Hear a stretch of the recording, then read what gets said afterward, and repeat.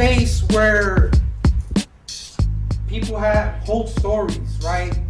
Come together from different places and find out that we're more alike than we are different. I also got introduced to the neighborhood at a real young age, about 10, 11, and I'm tired, you know, I'm tired and I don't want to live the way I used to live. Because these guys were older and they were like a father figure, what I started to do is I felt good when they would embrace me and hug me and treat me like I was their son or something, right? And I was just all ears, waiting for hear whatever they would tell me so I could start applying it to my life. And the first time they gave me dope to hold, I willingly held it because I knew that if I got caught, I wouldn't do as much time as they would. And I was willing to take that chance. And then when they gave me the gun, I was willing to hold it because if I got caught, I wouldn't do as much time as they would.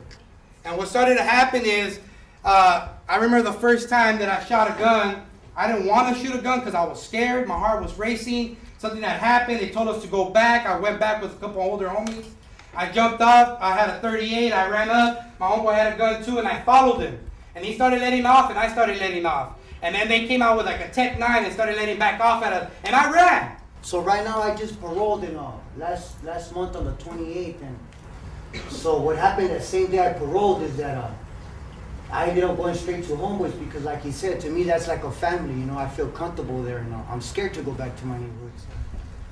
At Homeboy Industries, it's a training center, right? We have our Homegirl Cafe, then we have our Homeboy Bakery that we make. We service USC. They service USC. They service Power 106, breads, muffins, and we sell Pastries. Pastries. What's some of the pastries? Sourdough bread, French. We have just different kinds of pastries like cheesecakes and And then we have our main office, and that's where we have guys coming in and they're case managers. We got homies that have become and transitioned to case managers. We have part-timers that are kids that are under the age of 17 and under. And what they do is they work part-time there, 3 or 4 hours a day.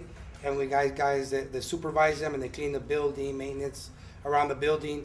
And then we got guys that work our reception area, guys that do tours, guys that do our assistants to like the development, mental health, curriculum, because we believe really highly in curriculum. And that's where Javier works at now with curriculum, in charge of setting up the classrooms, in charge of what classes are going to be in what classrooms, stuff like that. And then we have 4 job developers. And what they do is they work with other organizations or companies that are willing to hire, or unions that are willing to hire felony friendly, right? They're willing to, we transition them out and stuff like that. Enemies on the streets and becoming friends inside a job. I work with guys that I shot at before. I work with guys that at one time I tried to kill, and now they're my friends and we talk about everything, you know? I'm trying to do right, you know, and it's not worth it anymore to me. Homeboy Industries is my family, you know? I love Father Greg, you know, I wouldn't be here right now if it wasn't for him. You guys are in the class that you guys are gonna be out there, and you may be a Father Greg to somebody else.